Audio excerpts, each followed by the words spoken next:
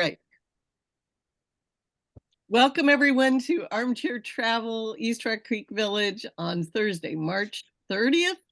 And we're so happy to have our friend Ralph Blessing here to share his photos of his trip with his wife, Debbie, to the southwest of the United States. We've gone all over the world looking with Ralph's travels and photographs, and we're really excited to see the southwest United States with you today.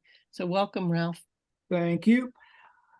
We decided to go to a few of the national parks in the Southwest, starting with the north rim of the Grand Canyon, and then working our way to Zion and Bryce Canyons and a few other spots. But because of our itinerary and limited time, flying into Las Vegas was the more practical destination at the outset. And this is, for those who have not flown into Los Angeles or Las Vegas, this is what greets you when you get off your plane.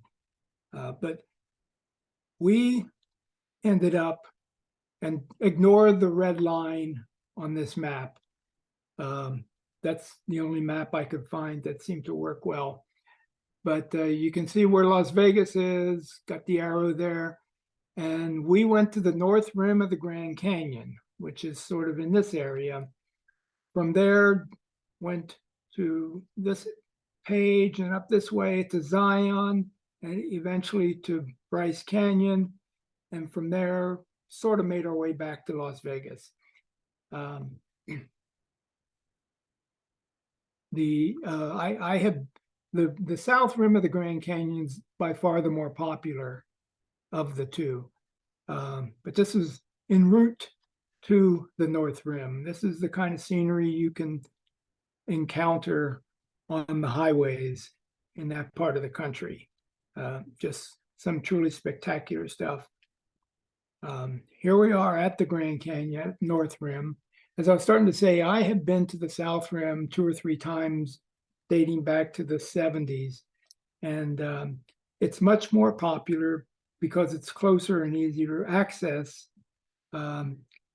The north rim does not have the same attendance, and therefore you don't have the same number of people to contend with, obviously, but the staffing is reduced as well because the north rim is much more isolated. And so, but again, you step over to the edge of the cliff and you see scenes like this. In a number of spots, they actually are railed in so you can get close without endangering yourself. We were there at the end of last week of September, basically, and the weather was ideal the whole time we were there. There are people who will play a little, that's not a game of chicken, but at least you, and I don't know what's directly below them. Maybe they would have only fallen 3 or 4 feet had they stepped too far, but it looks a little precarious, you might say. This is an interesting picture because you look at it and you sort of get the feeling that somebody came by and built these cinder block structures on top of these ridges, when in fact they are the natural formations that existed since who knows when, but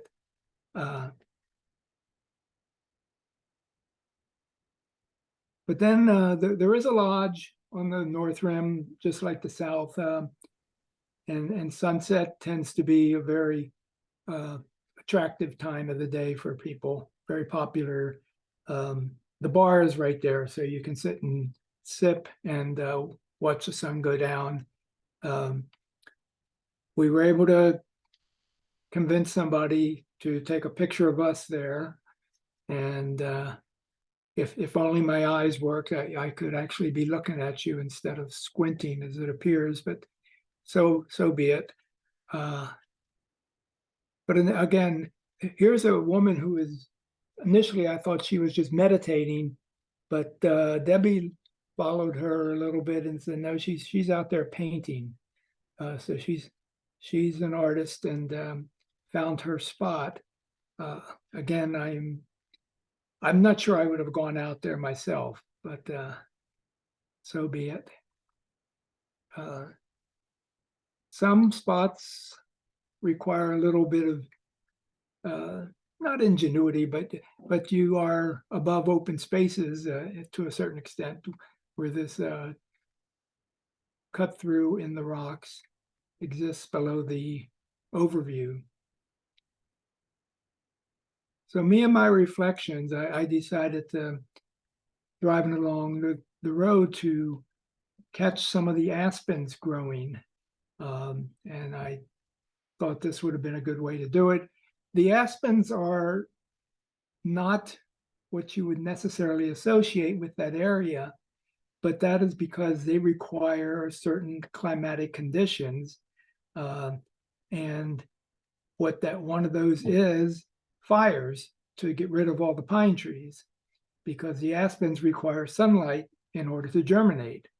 So you can see in the mirror there that there's a number of what had been tree stumps. And so the aspens are taking over again. Once they become mature, they will create enough shade for the next round of pine trees.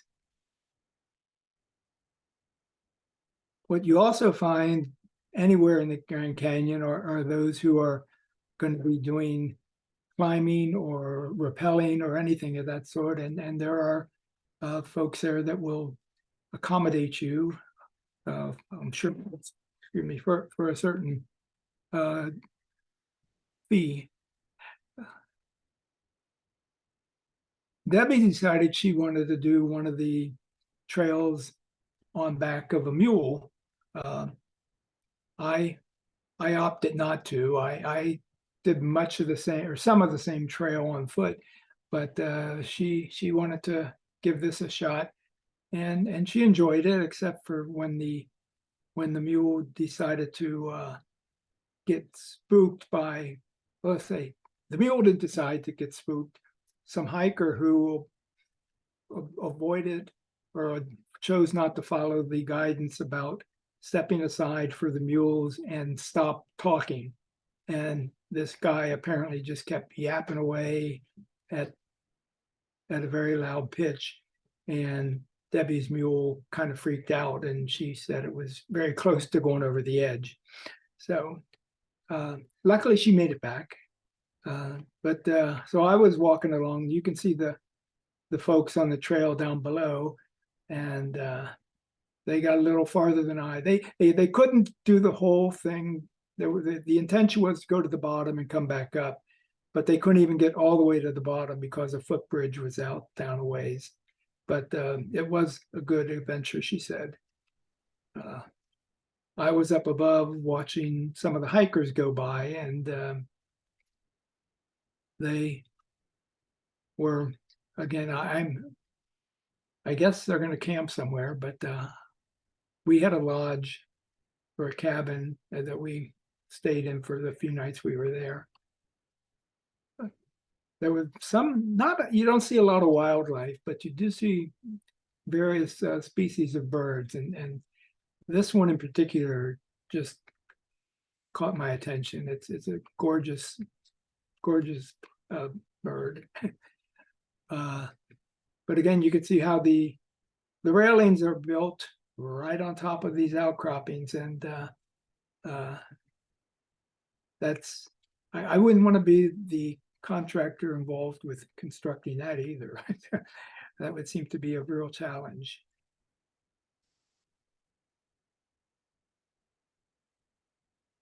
This is the sunrise not far from the lodge on the North Rim.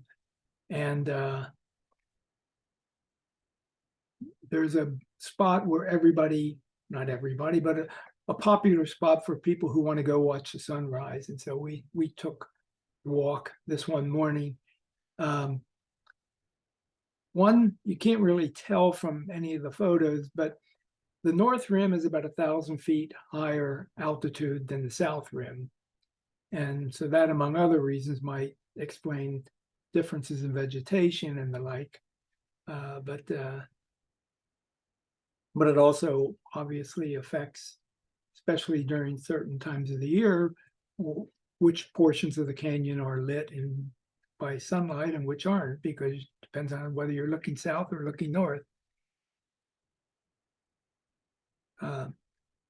I enjoy seeing how other people decide they're going to take their pictures. And so these guys, well, three of them were taking pictures. And then you got the Buddha guy up top, just how he got there. I guess it wasn't that difficult, but again, nothing I was interested in trying myself. This may or may not be Debbie and my shadow on the right side of the screen, but again, it's two people. And this was part of that sunrise tripes we did. The early bird gets a worm or something, I guess. I don't know. But again, there's any number of spots where you see trees that have been burnt or maybe simply died. This one doesn't show any. There's some fire, charred wood up here, I guess. It makes it look like this may have been a victim of a forest fire. But after we left the Grand Canyon, we were headed in the direction of towards Zion and that other area. But we came upon this place that's listed as, what was it called? It was something that made you think this has to be some ancient indigenous settlement or whatever. Well, what it turned out to be was a spot where during the early era of the automobile, somebody was driving across this territory and the car broke down and there was no way to get it fixed. I think it was more than just running out of gas. And so he looked for a place to hunker down and then found this massive rock. If you look above Debbie's head, you can see part of it hanging. And he found stones to convert that into a little place to live, and apparently lived there for a number of years. And it has become somewhat of a tourist destination in that area. Some of the places we visited were in Navajo Nation. And one of the things that we learned is that the time zone in Navajo Nation is in Arizona, but it's on the same time as I think Utah, which is, so you have to know where you are. What they told us, if you're in Navajo Nation and you're have to make sure you'd have the right time, just look at your phone and set it for Phoenix, and then you'll get the right time. In the back, the Colorado River is running beneath here, and then above is what they call the Vermilion Cliffs. This whole section, it's not a national park, but national scenic area. Here we have part of Lake Powell, and you can very easily see what all the concern was until the storms recently about dwindling water supplies in that area. That strip of white all around the shore there is the amount that it's been reduced due to drought over the last few decades. And here's the Lake Powell Dam. The section from the previous photo is behind the dam. And then as they let the water out, it probably maintains a certain level down below where it's not so much an issue of shores being diminished, or at least so greatly diminished.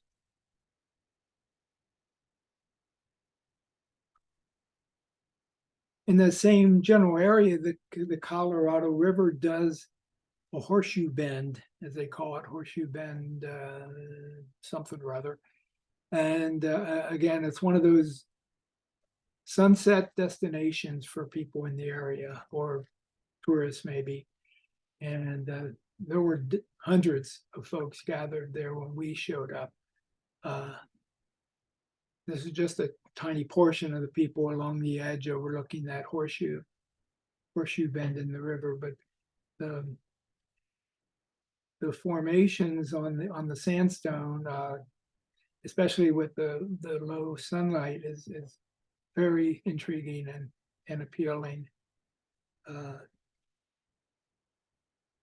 Young lady carrying a younger child on her back, but sort of dancing over looks like, well, I'm not sure what it looks like, but you can see the effect of the late afternoon shadows. Me, I found the sunset kind of so I just figured I'd take a picture of the other people taking pictures, and that worked better for me. From there, we went to Page, Arizona for the slot canyons. Actually, the one known as Antelope Canyon, which actually would show up on a map, in fact. But it's one of the more well-known and visited, and it's also, and this is in Navajo territory, so the guides were all Navajos, very well informed, and very, very proud of what is going on there, that they are in charge of this, and it's spectacular. I had seen photos of these locations years ago, and I just figured, where is that? I want to go there, but trying to figure it out until Debbie found it when she was setting up the itinerary for our trip. And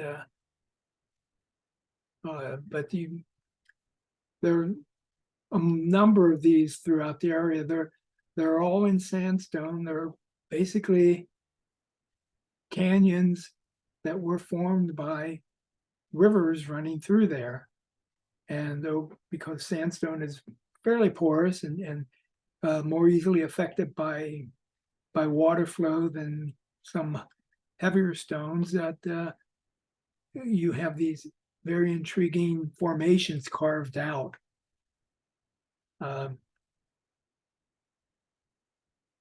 But when you come out of it, this is how it looks like you're escaping from something or other. I mean, the canyon is this is where it would have been formed back behind him. But once you get above the top of the canyon, you pretty much don't know where you couldn't really tell where you were, that you were inside a canyon of that sort. This is the view looking from that exit of the canyon. And again, this is the Vermilion cliffs in the background there. There were two. The Antelope Canyon has a north and a south, and this, I think, is the entrance or the exit from the north, which we did second. And it was basically because there's a dry riverbed there. They can drive the pickup trucks back and forth to pick up people, drop them off, and as long as it's not raining. It wasn't, unfortunately, not long after we were there, another incident of a heavy flooding in one of the canyons, and some tourists drowning as a result. They say once the water starts gushing through those slot canyons, there's no escaping. You're just battered around right and left until the water subsides. Just another view of the landscape in that part of pretty much, I guess, we might be in Utah, or maybe still in we're in Utah, because we went to the town of Kanab, and one of the older towns in that area.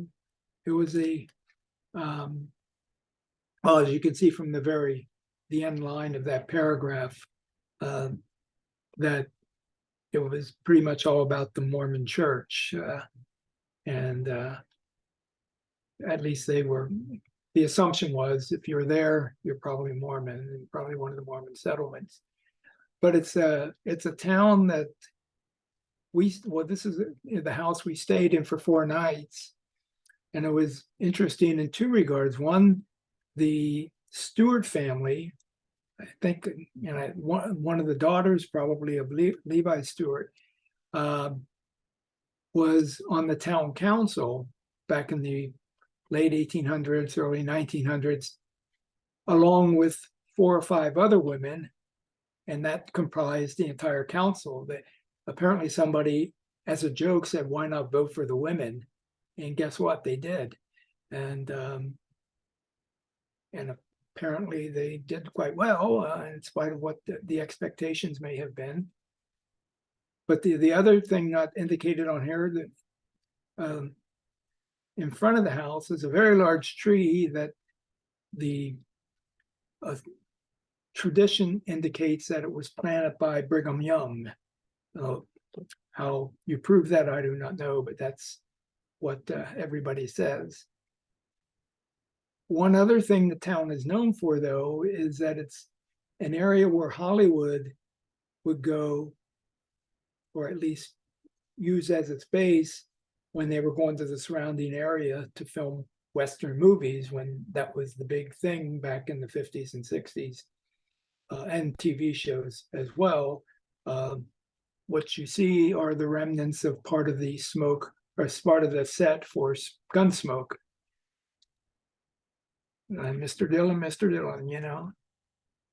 We were there, though, for a celebration class, not this class celebration, but for the high school graduation. But as part of that, there's a parade, and we got to see the class of 2035, and we also went to see a movie, but we wanted to see, Debbie saw a listing at this local movie theater, very tiny thing. And it showed a movie. She was showing a movie she wanted to see. Well, she saw it on a Thursday, and not recognizing that, like everywhere else, what you see posted on Thursday will not be there on Friday. And so we went on Friday, and instead of that movie, they were showing the Woman King, as I recall the title. And it was a well done movie and everything, and but it kind of surprised me that a movie about West African history would be shown in this one small tiny theater. But what we did find out when we got there was that we were the first ones who were in the theater with about 15 minutes before showtime. And the ticket said we need at least 6 people in order for the movie to show. So luckily, about 20 seconds before it was running out, the third couple showed up, and we were able to see the movie. But this has nothing to do with the movie, but this is just on a hike we took outside of the village there, the town, greeted by this character on one of the spots. But we could also, we had to drive to a different spot, but this would be in one of the entrances into Zion National Park. And this was part of that trail we took on that first hike in Zion. And these guys were there to greet us along the way. They were literally right above us. That was no telephoto lens or anything. And this was sort of where this was our target destination for that hike. This spectacular view. What you don't necessarily, you can see the roadway down below zigzagging around. It disappears here because it's going into a tunnel.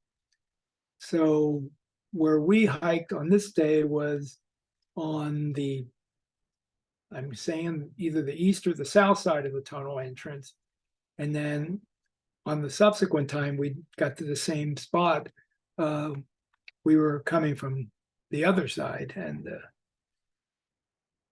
in fact, it was not until I started looking through my photos after getting back home that it dawned on me that we were actually in the same spot twice. You can attribute that to how uniform the scenery is, or how dense my brain is, or whatever. But again, it's not treacherous. I mean, it looks like this guy up on top of the rock might lose his balance and fall, but it's very easy maneuvering the trails and what have you there. Now there's going back down to the bottom on the second time we climbed up to that particular spot. And this is Zion. This is the competing towers of cliffs in both directions. And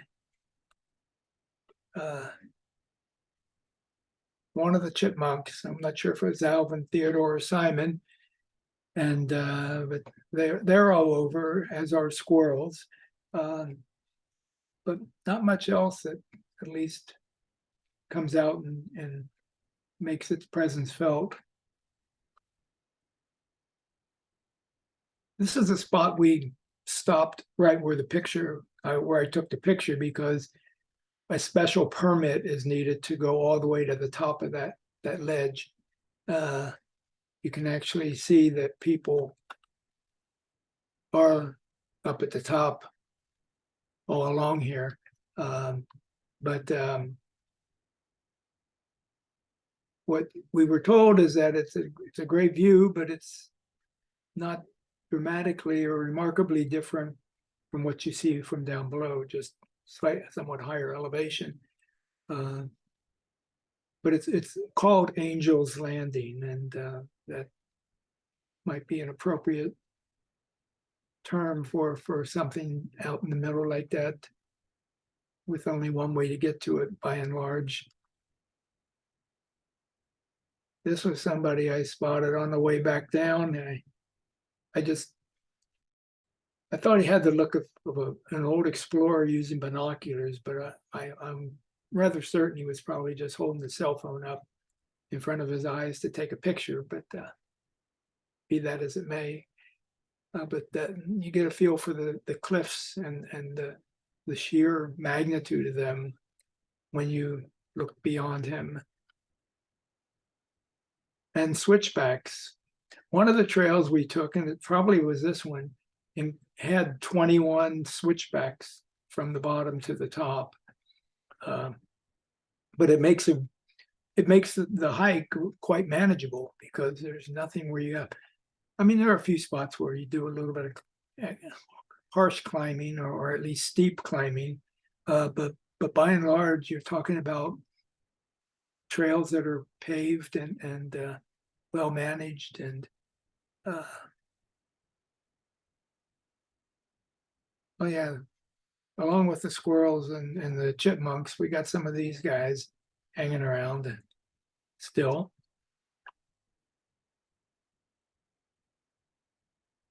I just like this perspective, because the tree may or may not still be alive. I don't know, but it sort of had a feel of solitude. Ralph, is that like a bristlecone pine, one of the ones that gets very old, or is it just a ordinary pine that's To be honest, balanced? I can't tell you. I mean, it doesn't have the structure that I would associate with a pine tree, but and there are other species in that vicinity, but I have no idea. Don't ask me questions that might make me think, please. I guess I could find out, huh? I'm sorry. Well, here it's I guess what it looks like oak trees here based on the Yeah, leaves. deciduous trees, yeah. So Live oaks. and they've got some pines down here, which are in a more conical shape. This picture did have Debbie in it initially, and she made me crop it because it was sort of, she considered it somewhat unflattering. But so in any case, but back in the town of Kanab, after we left the one with the Brigham Young tree in front, we stayed one night, and it was just purely because of availability. We didn't intend to move to a different spot on our last night there, but this was the Motel Lodge. It's a large complex that was the popular or the main spot for the Hollywood personalities who were there to make the movies back in the day. And the walls are plastered all over with images of people who were in different movies and this and that. The one person's photo that caught me by surprise as being associated with a Western movie was Sophia Loren. And I guess I could find out what movie that would have been, but, and I'm sorry, it's a picture of Ronald Reagan there too, but it is what it is. So me and my reflections, you know, I love reflections, and I saw this when we were up. There were these different pools coming down this one side of the mountain, and at each of the three levels there were different pools of water or streams passing by, and I saw this one with the reflection of the giant cliff on the other side, and then somebody's footprints passing through. Where we stayed eventually in for Zion was a town called Springdale, and that's sort of at the southern end, the southern entrance to the park. And this was more or less directly across the street from where our hotel was. Or it was B&B, I guess. It was a private home. More of my reflectionitis. This was a spot totally with a different direction or a map location for, it was part of Zion, but you have to basically get on the interstate for about 15, 20 miles to get to this part. And it's got different coloring and different types of formations. But it's a very interesting area, and also one that catches your attention right away if you need to make a visit before, right as you get out of your car. We did not encounter any of those particular visitors, so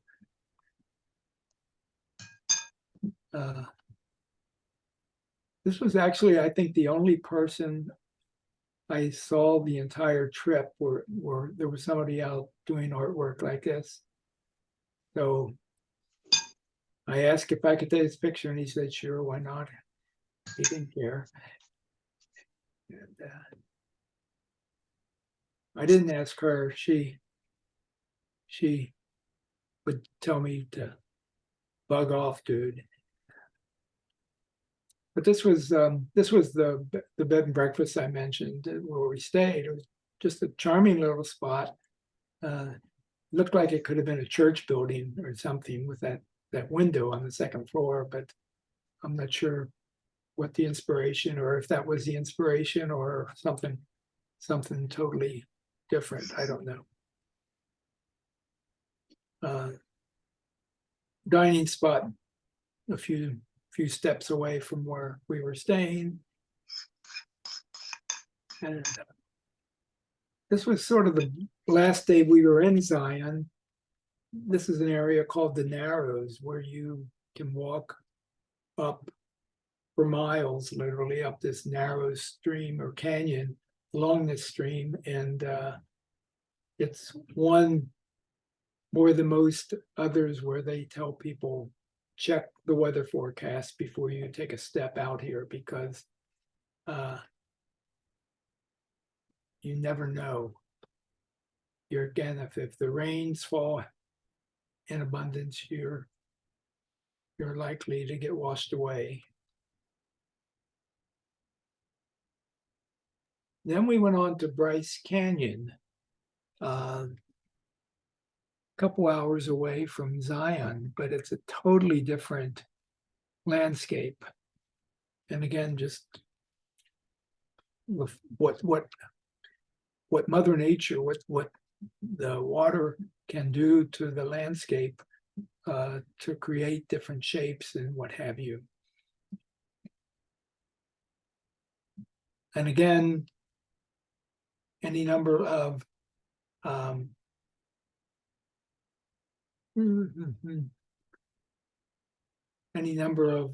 spots where forest fires, whether controlled or otherwise, we did encounter some areas where there were controlled burnings taking place, but whether this was one, I do not know.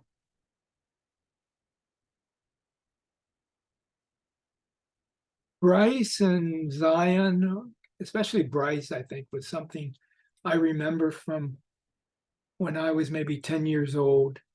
And I talked my mom into letting me sign up for that Book of the Month club, where you send in $1 or 25 cents or whatever it was. It was next to nothing. You got 3 free books at the beginning. And so I found these travel books, and there were pictures. One was the USA in color, and another was about 1,000 pictures around the world and stuff, where I first saw pictures of Machu Picchu. But I saw pictures of these places out west, and I didn't know what a bucket list was, but I was creating a bucket list back when I was 10 years old, I think. And the Ravens were, I guess, escaped from Baltimore and headed out this way. But they'll let you, I mean, you can walk right up 2 feet, get on your shoulder if you want. They do not take off. They don't bother you or anything, but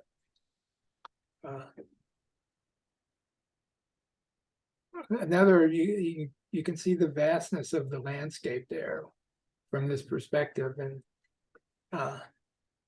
I like the flow of the shadows too, of the railings. But this is every which way you look. And Bryce Canyon was even higher than the North Rim, definitely higher than Zion. This was maybe 8,000 or 9,000 feet above sea level. So it would get chilly at night. Folks Debbie did not join this particular crowd.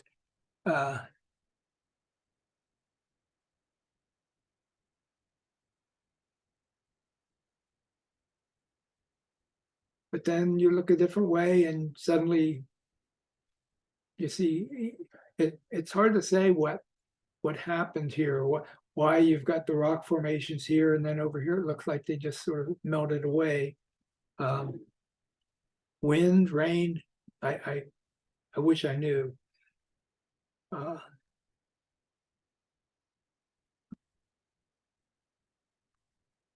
that gives you a little perspective there of how big it is or how little we are. But this is, I'm not sure why I'm getting, are you all getting this thing across the top here, blocking the top part of the picture? No. Okay. Well, we can see the words, maybe not the picture at the top, but we can see the full text. No, yeah, I'm talking about the all the different functions I can do, No. mute, the stop video, all that kind of stuff. Nope. And I'm not sure why it just sort of showed up. It's okay. You can I take had- your cursor and pull it away. Yeah. I'm sorry? You can put your cursor on it and drag it down to the bottom out of your way. There you, anyway. Oh, then it goes somewhere. In any case, this is the story of those rocks and how they became known as hoodoo. And the assumption is bad people turn into rocks of different variety. And I didn't do that. Okay, now what I do? I don't know, Ralph. Here we are. There you go. But this gives you a little perspective on how tall they can get. Wow.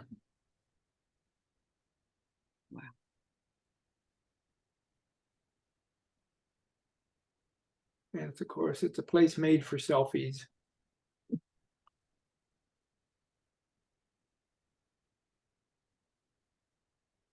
And more switchbacks.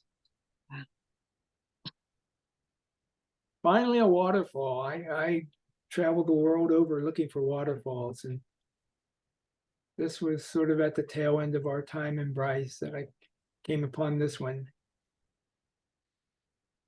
And the first good sunset we saw was from the parking lot of our motel where we stayed at Bryce Canyon.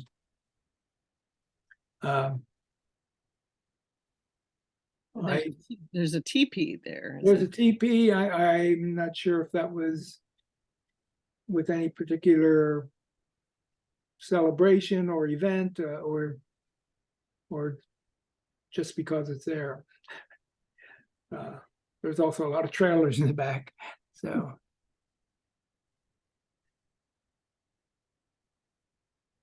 when we left,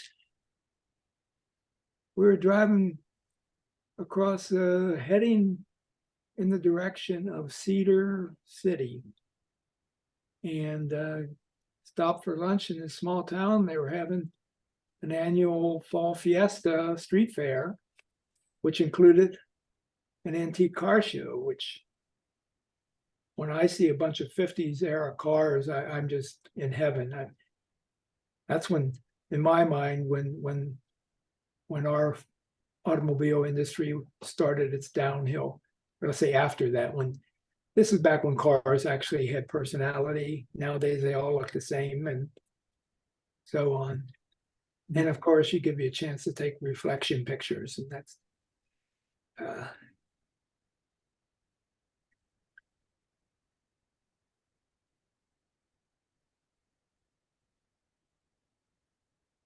and eat cotton candy.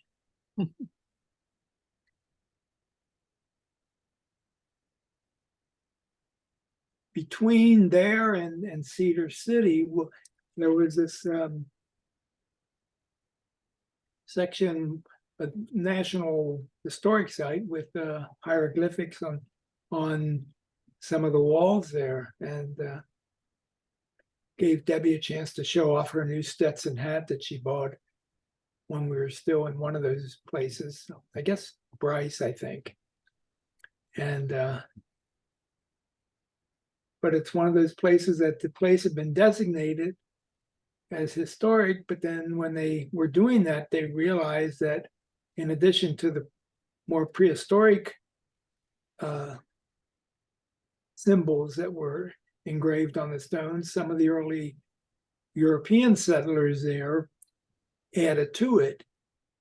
And I think the decision was, well, that's historic too. And so they left those in place and fenced them off as well.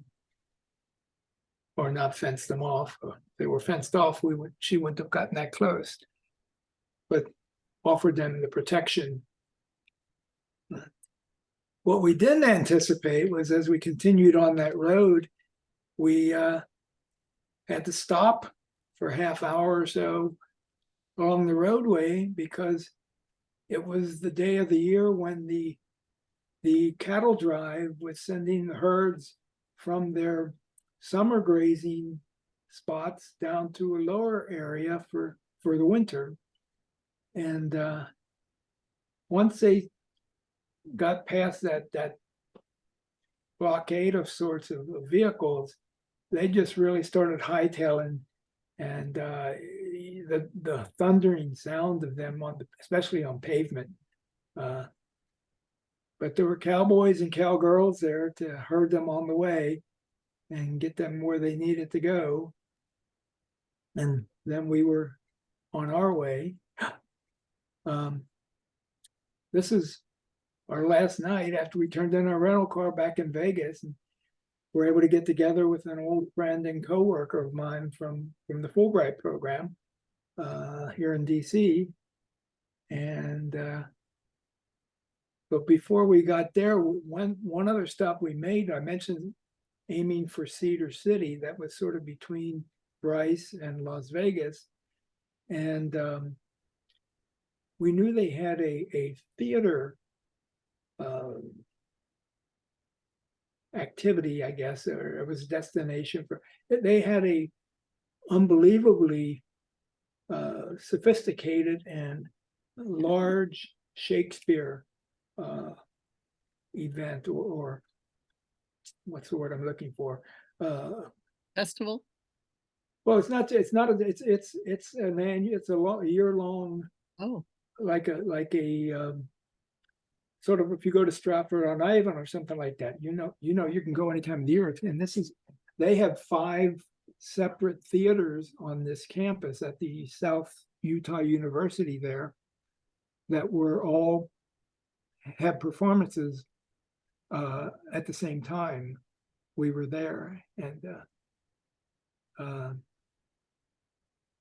but we had to turn our rental car in the next day, and the brakes were acting funny, and we didn't want to take any chances. So of course, that meant getting on the freeway and driving where the speed limit is 80. And when you're concerned about the brakes, but we managed it and got back and found our way to have our lunch, or this was dinner, I guess, with our friend Patricia, and came back home. That's all she wrote. all right. Yay, Ralph. You can do stop share and come back on camera. Everyone, wasn't that was well worth the wait, right? Yay. Ralph. Great. We can't, Beautiful country. Mm-hmm. Oh, just wonderful. What month were you there, Ralph? I missed that from your introduction. Just the last week of September, the first couple of October. Mm-hmm. Yes. no. Have others been to any of these locations?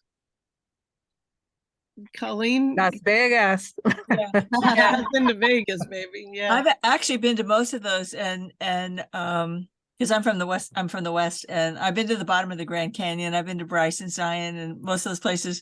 And you'd think like, okay, you've been there, so you don't need to go. But now that I see Ralph's pictures, it just makes me want to go again. It's the West is just, you cannot capture it in pictures. You have to be there. It's you can see what you think you see what it is, but like even the Grand Canyon, you can't imagine it. You have to see it. It's humbling. Yeah. Well, where we were in Utah is just the southwestern corner of that state. And if you sort of fan out toward the northeast part of the state, there are a half dozen other national parks and national sites, and it's just amazing what's available out there. Ralph, I was tempted. This is Yvonne. Thank you so much. Those pictures are just phenomenal. I was tempted to take a picture to use for my virtual background when I'm in Zoom. Ask Ralph to send it to you. Well, I have my iPad and I took the liberty, Ralph, of taking a picture, and I might try to put it as my background That's so funny. when I'm in the Zoom class, because I'm learning how to do that. That's great. Well, if But it, those if it pictures- doesn't pan out, if it loses too much resolution or whatever when you're doing that, just let me know and I'll get you a better version of it. Oh, well, thank you. But the whole presentation reminded me of one of my favorite hymns that we sing at church. This is my Father's world. Because as you said, it's very humbling when you look at the at nature's renderings. Mm-hmm. So thank you so much for sharing those with us. And you and Pat, we appreciate it so very much. I'm going to stop the recording now, but let's before I do, just everybody say thank you, Ralph. Thank you, Ralph. Thank you. Thank you, Ralph.